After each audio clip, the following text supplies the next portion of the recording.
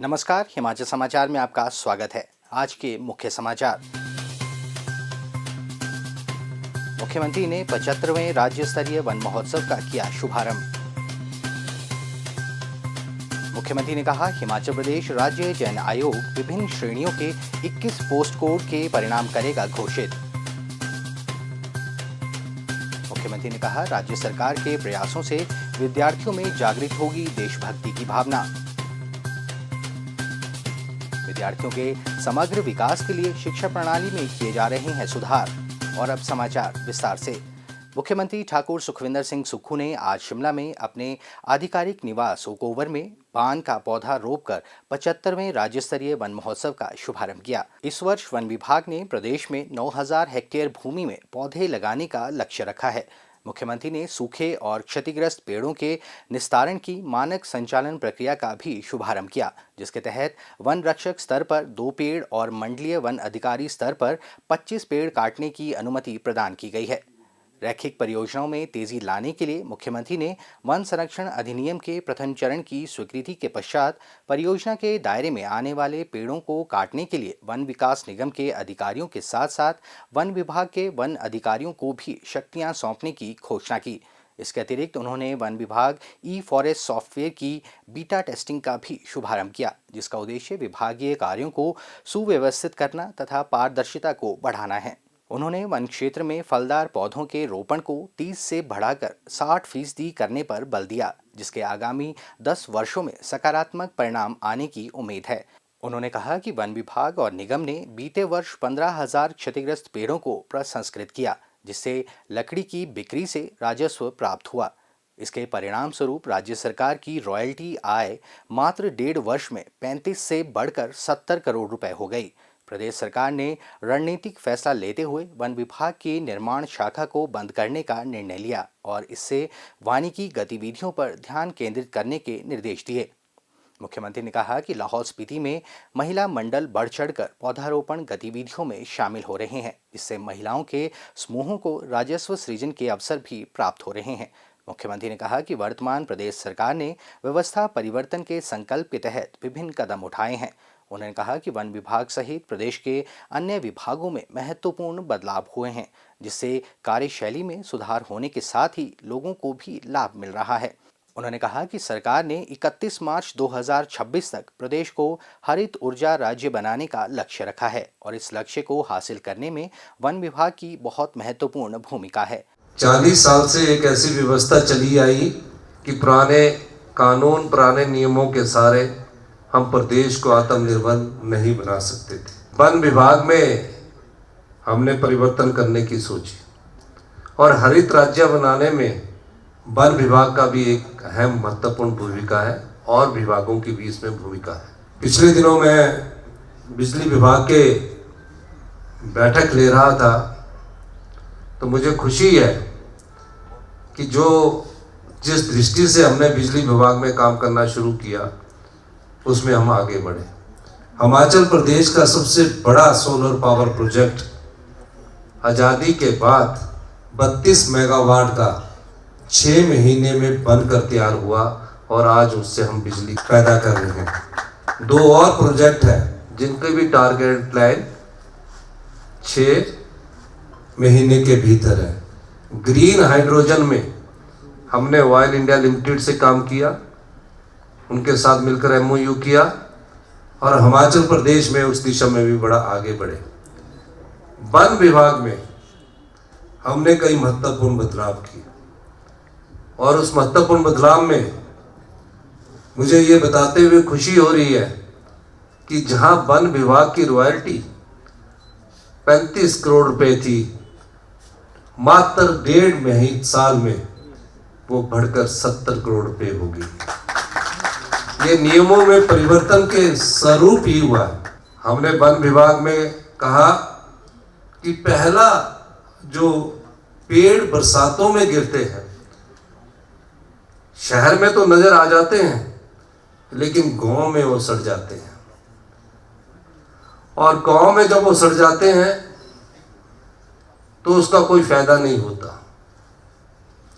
हमने कुछ डिविजन्स में पायलट प्रोजेक्ट शुरू किया जिसका फायदा ये हुआ कि पिछले साल 15,000 पेड़ जो थे, जो गिरे हुए थे या सूखे हुए थे, उनको हमने फॉरेस्ट कारपोरेशन के स्टोर तक या वन विभाग को जो अधिकार हमने दिया बेचने का, उसके द्वारा हमने उसको बेच दिया। और आज इस परियोजना को मैं पूरे प्रदेश में लागू करने की घोषणा करता हूं, जिसमें क्या योजना है, जिसमें फॉरेस्ट गार्ड ये रिकमेंडेशन देगा, अनुमोदन करेगा, क्योंकि सभी फॉरेस्ट विभाग के अधिकारी बैठे हैं। फॉरेस्ट गार्ड 2 पेड़ की अनुमोदन करेगा और डीएफओ 25 पेड़ तक का, जो सूखे हुए पेड़ हैं या गिरे हुए पेड़ है, उसकी परमिशन डीएफओ लेवल तक कर दी गई है, जिसमें डिप्टी रेंजर को भी इन्वॉल्व कर दिया गया। मुख्यमंत्री ने कार्यक्रम के दौरान राज्य के विभिन्न हिस्सों से वन महोत्सव में भाग लेने वाले मंत्रियों और विधायकों के साथ वर्चुअल माध्यम से बातचीत की। मुख्यमंत्री ठाकुर सुखविंदर सिंह सुक्खू ने आज शिमला में कहा कि प्रदेश सरकार ने हिमाचल प्रदेश राज्य चयन आयोग को विभिन्न श्रेणियों के 21 पोस्ट कोड के परिणाम घोषित करने को स्वीकृति प्रदान की है। ठाकुर सुखविंदर सिंह सुक्खू ने कहा कि आयोग फॉरेंसिक्स सेवाएं विभाग में lab assistant bio and serology post code 961, भू रिकॉर्ड विभाग में assistant computer programmer post code 966, तकनीकी शिक्षा एवं व्यावसायिक प्रशिक्षण विभाग में हॉस्टल अधीक्षक एवं पीटीआई पोस्ट कोड 968, खाद्य नागरिक आपूर्ति एवं उपभोक्ता मामले विभाग में इंस्पेक्टर लीगल मीट्रोलॉजी पोस्ट कोड 969, मत्स्य विभाग में मत्स्य अधिकारी पोस्ट कोड 978 और मुद्रण एवं स्टेशनरी विभाग में कॉपी होल्डर पोस्ट कोड 982 के परिणाम सहित धर्मशाला नगर निगम में सफाई supervisor post code 986, Himachal Pradesh सामान्य उद्योग निगम में assistant chemist post code 987, workshop inspector welding post code 991, workshop instructor pattern making post code 992, workshop प्रशिक्षक मशीनिस्ट पोस्ट कोड 993, मनोवैज्ञानिक एवं पुनर्वास अधिकारी पोस्ट कोड 994, तकनीकी शिक्षा में वर्कशॉप प्रशिक्षक पोस्ट कोड 997, हिमाचल प्रदेश राज्य सहकारी कृषि एवं ग्रामीण विकास बैंक लिमिटेड में आशु टंकक पोस्ट कोड 995, हिमाचल पथ परिवहन निगम में जीओए अकाउंट्स पोस्ट कोड 996, विधि अधिकारी पोस्ट कोड 999, तकनीकी विश्वविद्यालय Hamirpur GOA IT post code 1000, Himachal Pradesh मानव अधिकार आयोग में कनिष्ठ आशुलिपिक पोस्ट कोड 1001, सहकारिता विभाग में किन्नौर जिला सहकारी विपणन एवं संघ लिमिटेड टापरी में सचिव post code 1002, JE archaeology post code 1004 तथा भाषा कला एवं संस्कृति विभाग में प्रिजर्वेशन असिस्टेंट पोस्ट कोड 1006 के परिणाम घोषित करेगा। मुख्यमंत्री ने कहा कि प्रदेश सरकार राज्य के युवाओं को योग्यता के आधार पर रोजगार के अवसर उपलब्ध करवाने के लिए प्रतिबद्ध है। उन्होंने कहा कि सत्ता में आने के उपरांत प्रदेश के युवाओं के लिए सरकारी क्षेत्र में 30,000 पद सृजित किए गए और इन पदों को भरने की प्रक्रिया शुरू हो गई है।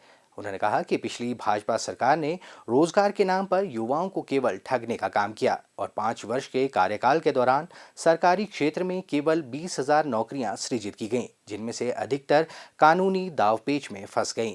प्रदेश सरकार विद्यार्थियों का समग्र एवं समावेशी विकास सुनिश्चित करने के लिए प्रतिबद्ध है। विद्यार्थियों में राष्ट्रीयता और देशभक्ति की भावना जागृत करने के लिए राज्य सरकार ने प्रदेश के सभी स्कूलों में राष्ट्रगान के साथ प्रातःकालीन प्रार्थना सभा आयोजित करने का निर्णय लिया है। इसके अतिरिक्त सभी उच्च और वरिष्ठ माध्यमिक विद्यालयों में प्रतिदिन अनिवार्य रूप से राष्ट्रीय ध्वज फहराने का भी निर्णय लिया गया है।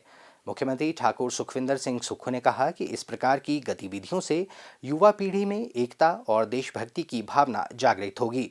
इससे विद्यार्थी भविष्य में राष्ट्र के जिम्मेदार नागरिक बनेंगे। उन्होंने कहा कि वर्तमान प्रदेश सरकार ने कार्यभार ग्रहण करने के उपरांत शिक्षा प्रणाली में विभिन्न सुधारात्मक कदम उठाए हैं और शिक्षा प्रणाली में इन निर्णयों के सकारात्मक परिणाम सामने आ रहे हैं। प्रदेश सरकार ने विद्यार्थियों का शारीरिक विकास सुनिश्चित करने के लिए शारीरिक शिक्षा और योग को पाठ्यक्रम में अनिवार्य विषय बनाने का निर्णय लिया है।